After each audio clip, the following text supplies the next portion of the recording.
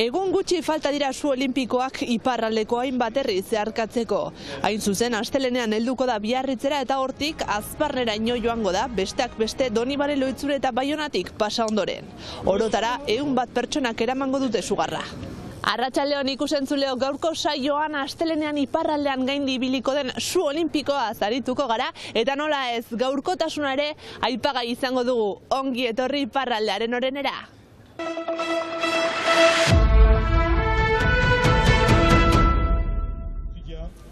Manifestazioak bartain bat hiritan, Baionan kasu, Palestinak bizi duen egoera dramatikoaren aitzinean, eta 1948ko maiatzaren 15ko Nakba oroituz, alegia, gerla galdu eta gero izandako exodoa gogorarazteko, 700.000 palestinarrek beren lurrak utzi behar izan zituzten egun horretan, Nakba edo hondamendia egun gisa ezagutua.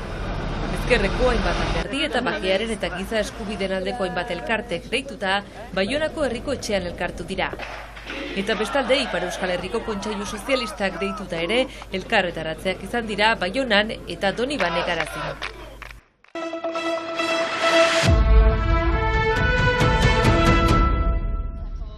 Euskararen aldeko hizkuntza politikan, euskalgintzak jauzi bat egitea eskatu die Euskal Herri osoko erakundeai, Baionan elgarrekin egin duten agerraldi jendetsu untan larrialdi linguistikoaz mintzatu dira, erronken artean, helduden urteko euskaraldia ahal bezain zabala izatea espero dute, euskararen erabilera sustatzeko.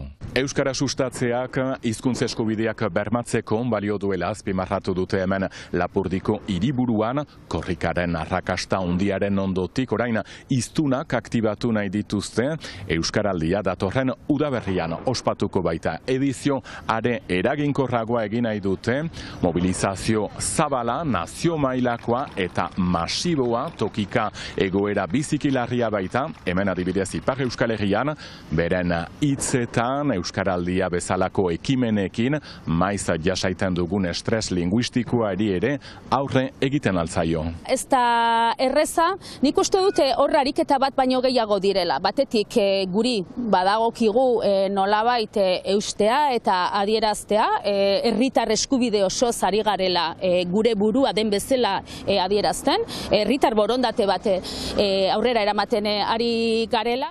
Euskaraldiaren 3. edizioa 2028ko maiatzaren 15tik 28 arte ospatuko da Euskal Herri osoan.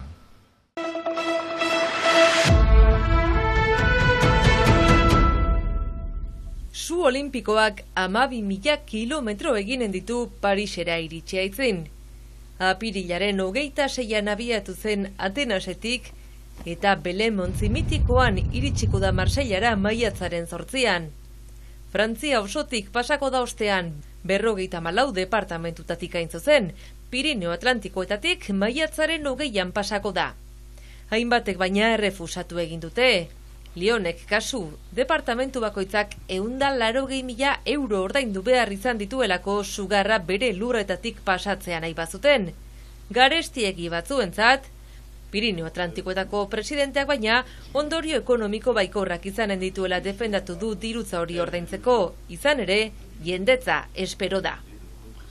Biarritzetik iritsiko da gurera maiatzaren 20an ostean, Angelu, Donibane Lohitzune, Baiona eta Azparne eginen ditu. Herriko etxeek 50.000 euro inguru aurre ikusi dituzte egun horretarako material, esi, segurtasun eta langileentzat. Jarraian, Orte, Zaret eta Paue. Eramaile bakoitzak 200 metro eginen ditu eta 200 herri eta hirietatik pasata 11.000 lagunek eramanen dute orotara Su Olimpikoa uztailaren 26an Parisera iritsi arte.